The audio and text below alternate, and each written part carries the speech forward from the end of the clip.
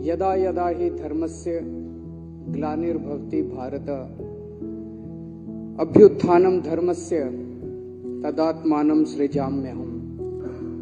कई ऐसे मौके आते हैं मानव इतिहास में जब अधर्म बहुत ज्यादा हो जाता है, बहुत ज्यादा हो जाता है और लोगों को लगने लगता है कि सच्चाई से कुछ नहीं होगा, ईमानदारी से कुछ नहीं होगा, अधर्म करने से ही होगा। चारों तरफ अधर्म का बोलबाला हो जाता है। आदमी, अच्छे लोग उम्मीद खो बैठते हैं।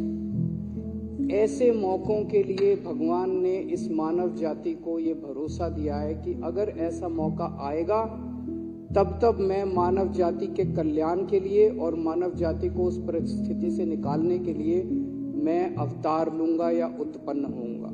ये बहुत बड़ा भरोसा है भगवान का मानव जाति को।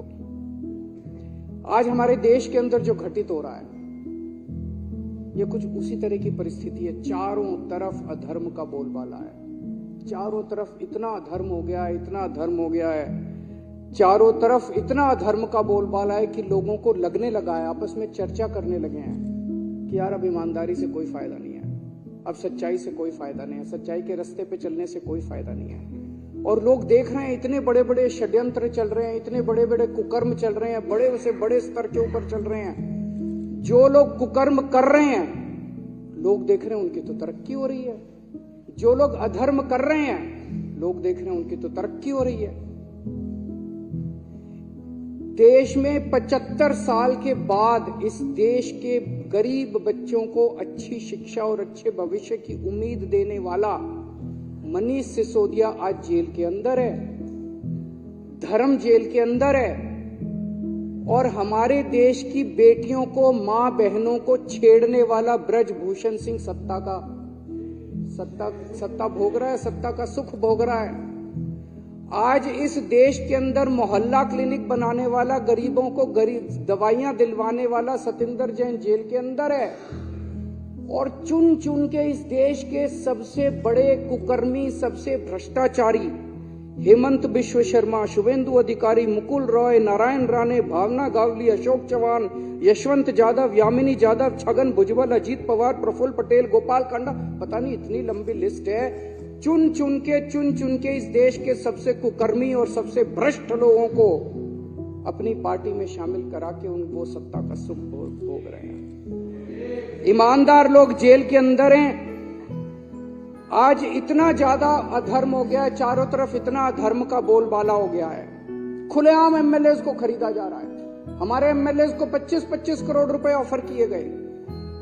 एमएलएस को खरीद के खुलेआम सरकारें गिराई जा रही हैं। कर्नाटक में एमएलए खरीदे गए, गोवा में एमएलए खरीदे गए, महाराष्ट्र में एमएलए खरीदे गए, मध्य प्रदेश में एमएलए खरीदे गए, नॉर्थ ईस्ट के अंदर एमएलए खरीदे गए, उत्तराखंड में एमएलए, खुलेआम एमएलए खरीदे जा रहे हैं। करोड़ों करोड़ रुपए के काले धन से एमएलए खरीदे जा रहे हैं, सरकारें खुलेआम गिराई जा रही हैं। लोगों का विश्वास खत्म होता जा रहा है धर्म से। 75 साल के अंदर जो इस देश ने अचीव किया था, हासिल किया था, बड़ी मेहनत से इस देश के 140 करोड़ लोगों ने मेहनत करके इस देश के अंदर हासिल किया था, और एक झटके के अंदर इन लोगों ने सब कुछ खत्म कर दिया। आज चुनाव जीतने के लिए इनको जो मर्जी करना पड़े करेंगे, ईवीएम में धांधली करनी पड़े करेंगे, ईडी पीछे लगानी पड़े लगाएंगे, सरकारें गिराने के लिए जो मर्जी करना पड़े करेंगे। आज सारे विपक्ष के नेताओं को एक करके ये जेल में डालते जा रहे हैं। चुनाव तो लड़ने के लिए कोई बचेगा ही नहीं।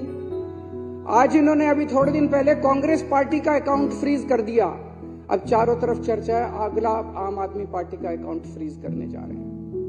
खुलेआम कह रहे हैं हम तो 370 सीट लड़ रहे, जीत रहे हैं 370। कहने का मतलब यह है इस देश के 140 करोड़ लोगों की जरूरत नहीं है। वो कह रहे हैं तुम जाओ भाड़ में। 140 करोड़ लोग गए तेल लेने, हमें तुम्हारी जरूरत नहीं है और ना तुम्हारा वोट चाहिए, घर बैठना। 370 सीट हमारे पास मशीन है, मशीन से 370 सीटें आ रही हैं हमारी।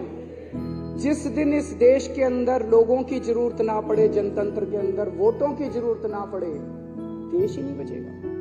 तो लोग देख रहे हैं इतने बड़े स्तर के ऊपर अधर्म ही अधर्म हो गया, इतने बड़े स्तर के ऊपर अधर्म ही अधर्म हो गया है। जो इस देश के अंदर विपक्ष की सरकारें काम करना चाहती हैं उनको काम नहीं करने देते। इससे बड़ा अधर्म क्या होगा कि गरीबों की दवाइयां रोक दी गई, अस्पतालों के अंदर गरीबों की दवाइयां रोक दी गई, गरीबों के टेस्ट रोक दिए गए, गरीबों को मरने के लिए सड़कों के ऊपर बेहाल छोड़ दिया गया। इससे बड़ा अधर्म क्या होगा कि मोहल्ला क्लिनिक के अंदर जहां गरीब जाके अपना इलाज कराता है, वहां की बिजली रोक दी गई, वहां के डॉक्टरों की तनख्वाह रोक दी गई, वहां पे काम करने वाले नर्सों और कंपाउंडरों की तनख्वाह रोक दी गई, वहां के टेस्ट रोक दिए गए। इससे बड़ा हमारे हिंदू धर्म में कहा गया कि पानी पिलाने का धर्म होता है। इन लोगों ने तो दिल्ली का पानी भी रोक दिया, उसमें भी इन्होंने कसर नहीं छोड़ी। तो लोग देख रहे हैं जितनी सरकारें हैं, पंजाब के अंदर हम जितने काम करने की कोशिश करते हैं, पंजाब भगवान की दुआ से फुल स्टेट है, उतना ये नहीं कर पाते, वहां भी इन्होंने हस्तक्षेप करने में कोई कसर। जितनी ऑपोजिशन नहीं, तमिलनाडु के ले लो, वेस्ट बंगाल के ले लो, केरला की ले लो, कर्नाटक की ले लो, हर जगह ये लोग अपना टांग अड़ाते हैं, काम नहीं करने देते लोग। आज हमारे किसान दिल्ली आना चाह रहे हैं, बताओ क्या कसूर है जी? दिल्ली तो कोई भी आ सकता है, दिल्ली तो देश की राजधानी है, उनके पास कोई हथियार नहीं है, कुछ नहीं, आने दो दिल्ली में।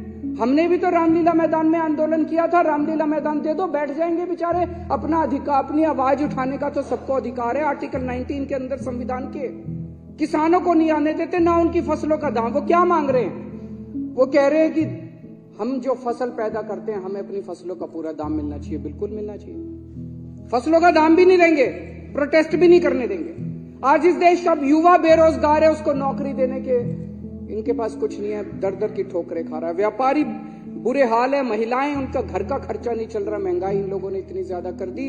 और एक गरीब दिल्ली के अंदर हम देख रहे हैं कि झुग्गियां एक के बाद एक झुग्गियां तोड़ी जा रही है। तो खुलेआम इतना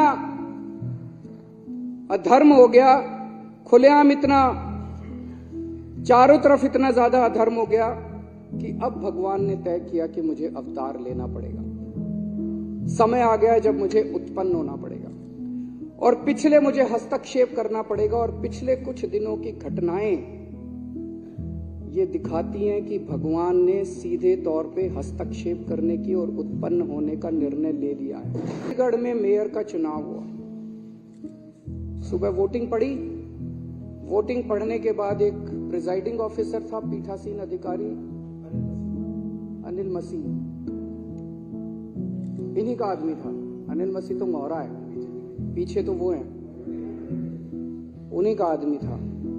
उस दिन इन लोगों ने तय किया कि आज उस हॉल के अंदर द्रौपदी का चीरहरण करेंगे।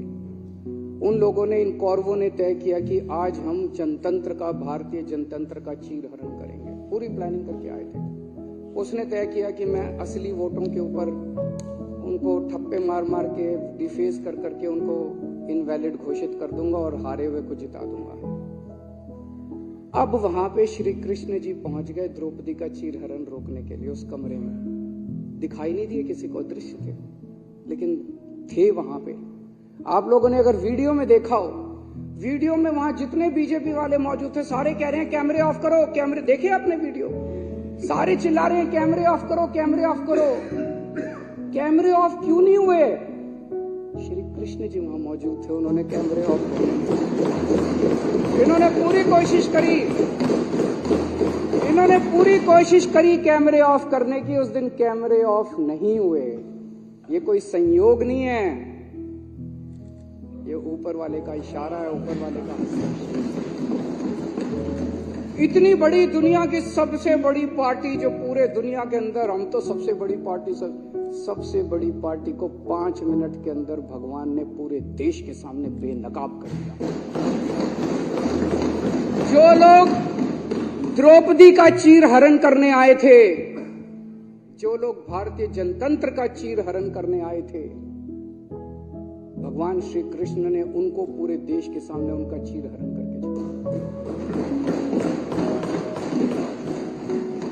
और अध्यक्ष महोदय, उसके बाद की जो घटनाक्रम है, जिस तरह से सुप्रीम कोर्ट के अंदर ये मामला चला, हम लोग अदालतों को मंदिर की तरह मानते हैं। न्याय देना भगवान का काम है, न्याय भगवान देता है। इसलिए जज को भगवान का, जब जज अपनी कुर्सी पे बैठ के फैसले सुनाता है तो कहा जाता है कि एक तरह से भगवान फैसला सुना रहा है। लेकिन कल जो कुछ सुप्रीम कोर्ट के अंदर घटा, वो उससे कुछ ज्यादा ही बड़ा था। ऐसे लगा जैसे उस सुप्रीम कोर्ट के अंदर भी कहीं ना कहीं श्री कृष्ण मौजूद थे। ऐसे लगा जैसे वहां सुप्रीम कोर्ट के अंदर भी भगवान मौजूद थे।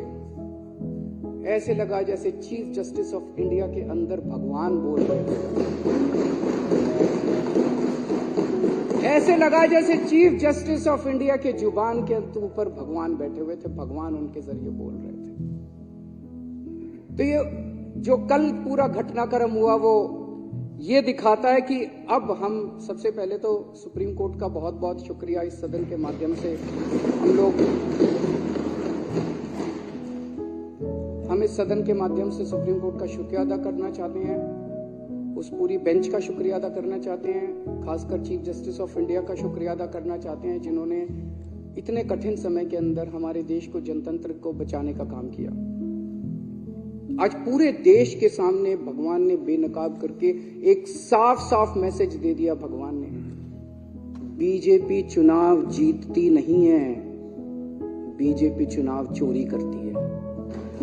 पूरे देश के सामने सबने वीडियो देखा है, सबने किस तरह से सुप्रीम कोर्ट का आदेश सुना है, सबने पूरे पिछले एक महीने के घटनाक्रम ने पूरे देश के सामने इस पार्टी का चीर हरण करके छोड़ दिया कि बीजेपी चुनाव जीतती नहीं है, बीजेपी चुनाव चोरी करती है। ये कोई संयोग नहीं है कि एक छोटा सा चुनाव, चंडीगढ़ के मेयर का चुनाव क्या होता है, कुछ भी नहीं होता। हमने तो ऐसे सोचा था उस दिन कि ऐसे ही हो जाएगा, हमें तो एक छोटे से चुनाव ने पूरे देश के अंदर सारे देश को हिला दिया। कुछ ना कुछ तो भगवान बताने की कोशिश कर रहे हैं, संदेश देने की कोशिश कर रहे हैं। तो भगवान का संदेश है, मैं आ गया हूं।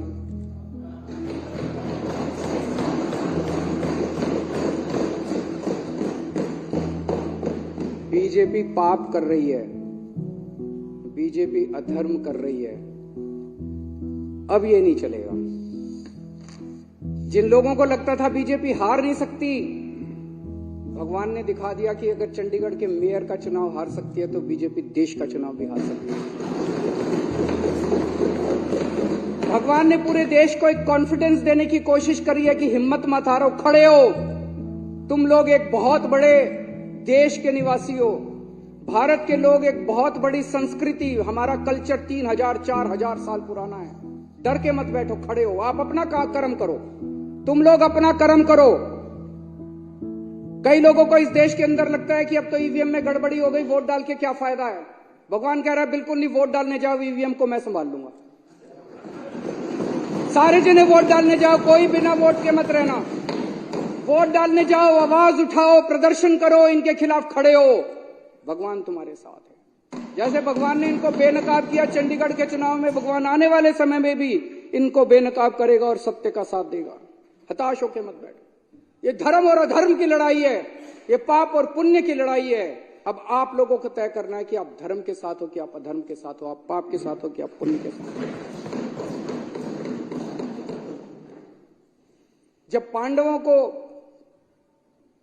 वनवास जाना पड़ा तो एक बार तो लगा कि अधर्म जीत गया। जब भगवान राम को वनवास जाना पड़ा एक बार तो लगा कि अधर्म जीत गया। जब दुर्योधन का राज्य आया, जब कंस का राज्य आया, जब रावण की अति हुई तो एक बार तो लगा कि अधर्म जीत गया, लेकिन अंत में तो धर्म जीता। आज भी जब चारों तरफ बीजेपी का अधर्म फैला हुआ है तो एक बार लगता है कि अधर्म जीत गया। ऐसे लगता है ना कई बार, ये तो हार ही नहीं रहे जी, ये तो एक बार लगता है धर्म जीत गया, लेकिन धर्म जीतेगा, अंत में धर्म जीतेगा। जो जो धर्म के साथ हैं, जो जो देशभक्त हैं, जो जो पुण्य के साथ हैं, जो जो लोग भगवान राम के भक्त हैं, जो जो शिव जी के भक्त हैं, जो जो हनुमान जी के भक्त हैं, जो जो श्री कृष्ण के भक्त हैं, वो देश के साथ हैं और बीजेपी के खिलाफ हैं। भारत माता की जय श्री